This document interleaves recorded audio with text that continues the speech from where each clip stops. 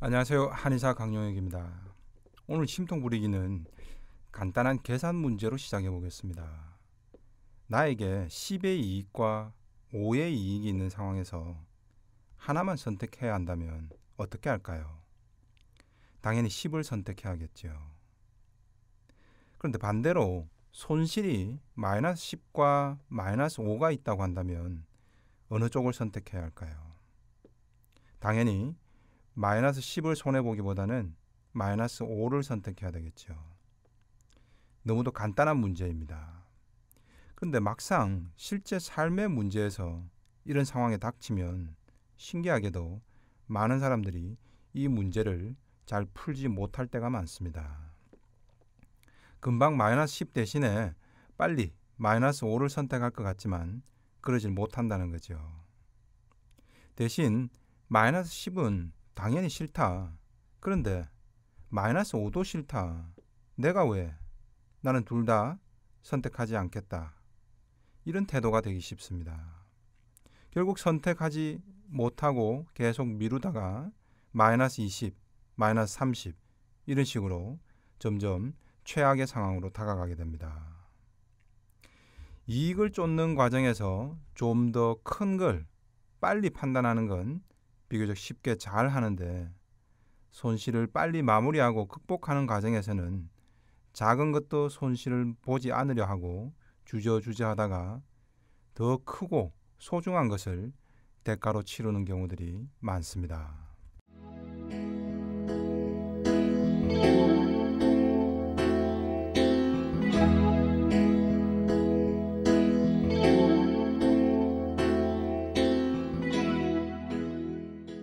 환자 사례를 한번 보시겠습니다. 우울, 불안, 화병 증상이 모두 다 나타나고 있는 중년 여성 A씨입니다. 정신과 약도 1년은 먹고 있는데 당최 좋아지질 않습니다. A씨는 수학학원 원장님인데 학원만 가면 가슴이 답답하고 숨쉬기가 어려운 과호흡 증후군을 보입니다. 게다가 갑자기 정신을 깜빡 잃고 쓰러져서 응급실에 실려간 적도 있습니다. 이러다 보니 이젠 수업도 직접 못하는 상황이 됐습니다. 하지만 병원에서 심장이나 폐, 뇌 검사까지 다 해봤지만 아무런 이상이 없었다고 합니다. 결국 신경안정제만 먹으며 버텨오고 있습니다. 그런데 몸이 자꾸 축 늘어지고 처집니다. 약기운에 늘어져 있다가 약기운이 떨어지면 다시 우울하고 불안합니다. 내 마음과 현실은 아무것도 달라진 것이 없기 때문이죠. A씨는 어떤 현실이 그렇게 우울하고 불안한 걸까요?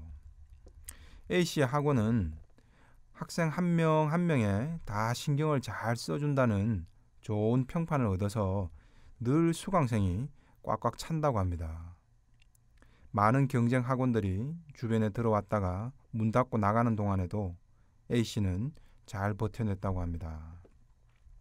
학원가에서는 젊은 나이에 여자 원장이 성공했다며 주변의 시샘과 부러움을 받아왔다고 합니다.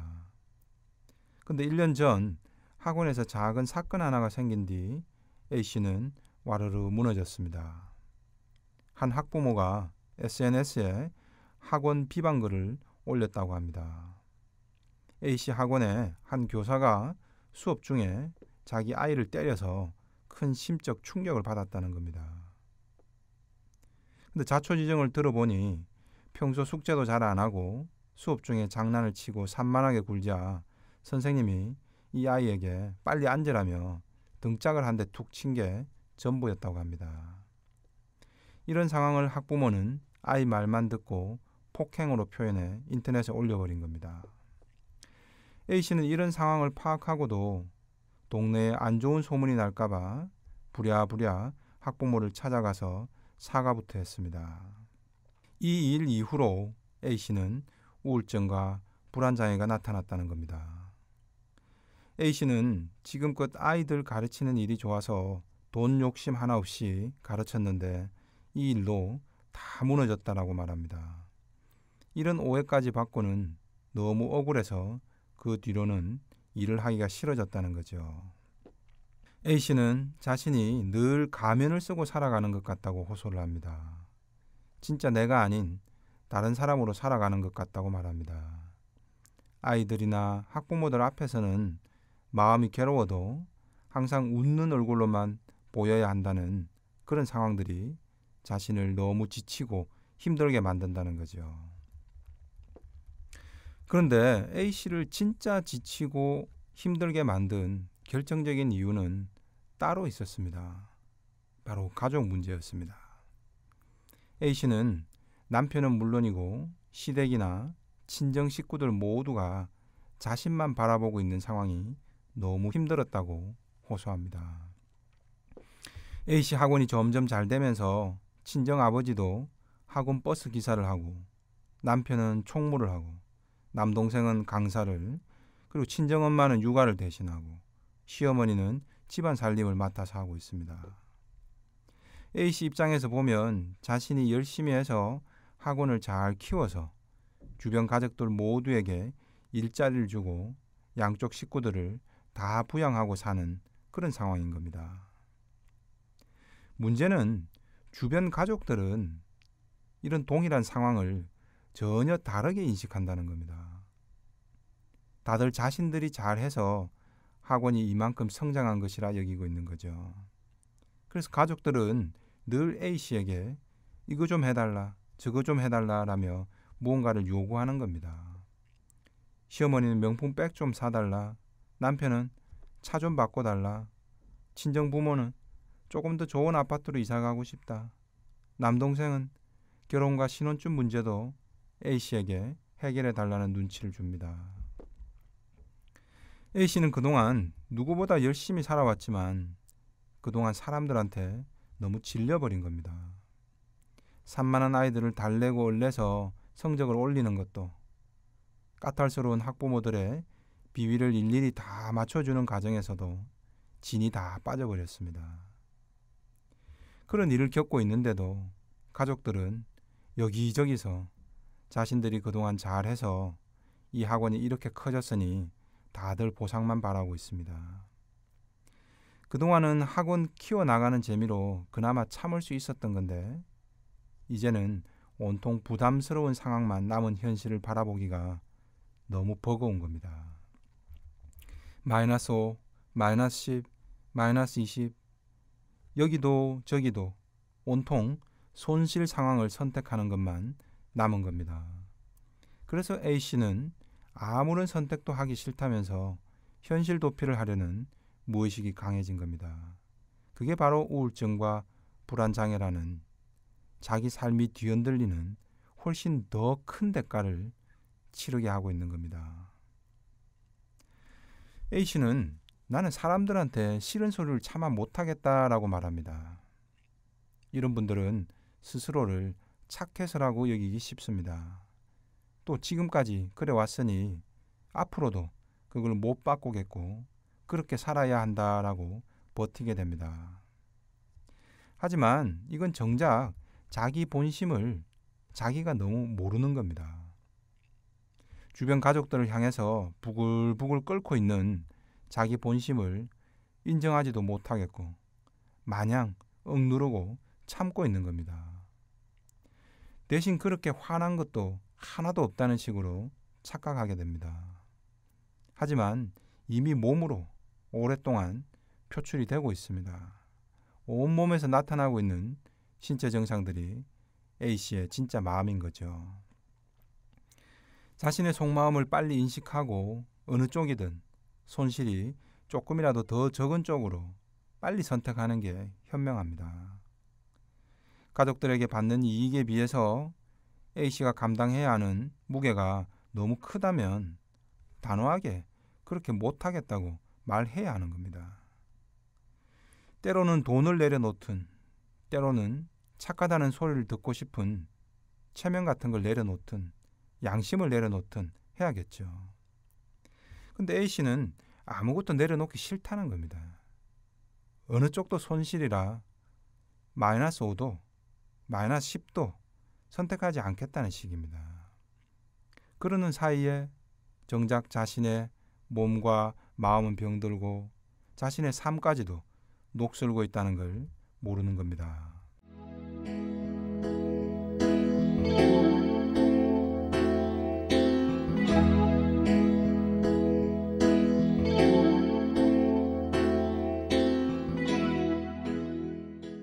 왜 그럴까요? 바로 이 모든 것의 원인이 외부에서 유발된 문제라는 착시 현상 때문입니다. 즉, 학원생 하나가 혹은 학부모 하나가 혹은 주변 가족들 때문에 생긴 문제이지 나 때문에 비롯된 게 아니라는 생각인 거죠. 나는 그저 배려하고 열심히 살아온 것뿐인데 이렇게 나를 힘들게 하고 착취하려는 사람들 때문에 생긴 문제라는 인식입니다. 아니 어쩌면 그렇게도 인식을 못하지요. 그 사람들도 다 착한 사람들인데 라고 본심마저도 억압해버립니다. 그래서 그 사람들도 내가 다 잘해줘야 하는데 라고 또 착각을 합니다. 정말 자기 마음속에서는 부글부글 끓고 있는데도 자신의 머리에서는 자신이 천사처럼 살아가길 꿈꾸는 겁니다. 모순된 마음이 전혀 따로따로 노는 겁니다. 이런 마당에 시어머니는 학원이 잘 된 게 우리 아들이 운영을 잘해서 된 거지 라며 노골적으로 그 덕을 보겠다며 명품 백 사달라는 요구를 합니다. 근데 A씨는 다시 아이고 우리 시어머니 참 착하고 안쓰러운 분인데 내가 한없이 잘해드려야 하는데 라고 말합니다.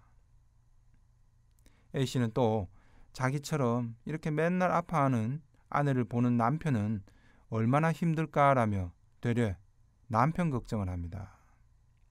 쥐 고양이 생각하는 거죠. 이게 A씨가 말한 바로 가면인 겁니다. 이게 내 진짜 속마음이 아니라는 걸 빨리 알아차려야 합니다. 왜 자꾸 이런 가면을 쓰게 될까요?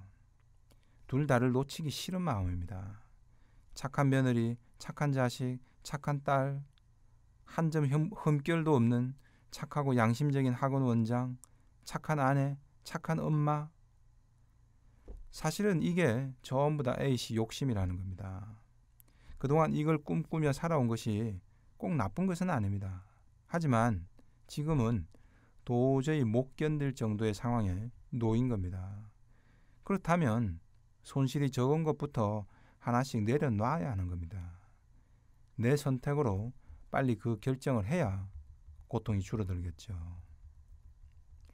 근데 A씨는 이제 종교적인 억압까지 가하면서 탈출구를 더 꽁꽁 막아놓고 있었습니다.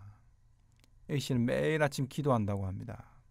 하나님, 왜 제게 이런 나쁜 마음이 들어와서 왜 시어머니를 미워하는 마음이 생겼을까요? 제발 그 마음을 없애주세요 라고 기도를 한답니다.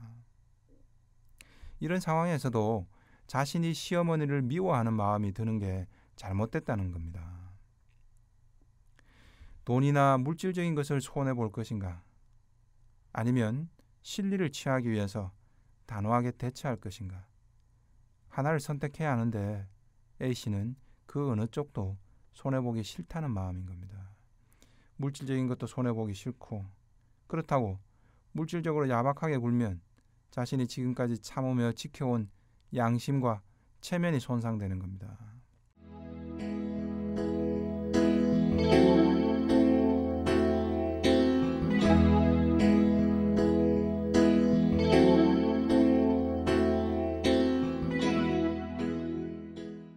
A씨가 정신을 잃고 쓰러질 정도로 힘든 자기 현실을 벗어나고 싶다면 이제는 관계 설정을 좀 바꿀 때가 된 겁니다.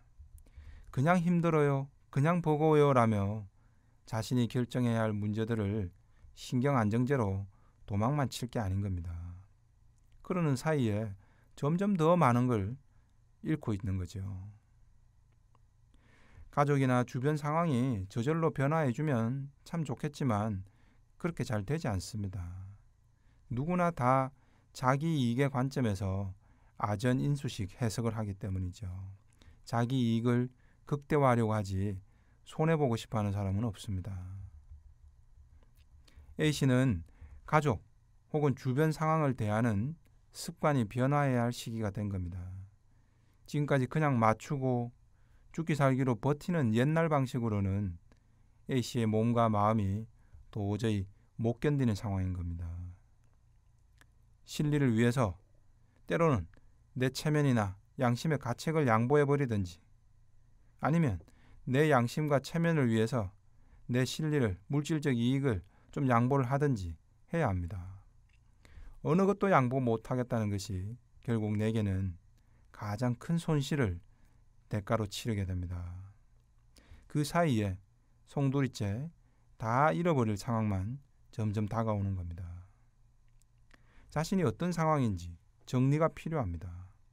가면 속에서 자신의 속마음을 인정하지 못하면 엉뚱한 방향으로 가버리고 빠른 판단과 현명한 결정을 내릴 수 없게 되겠죠.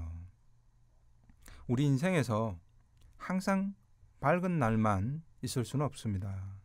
흐린 날에는 적은 쪽 손실을 빨리 선택하는 것이 현명한 처신이라는 걸 이해할 필요가 있겠습니다. 지금까지 한의사 강용혁의 심통부리기였습니다.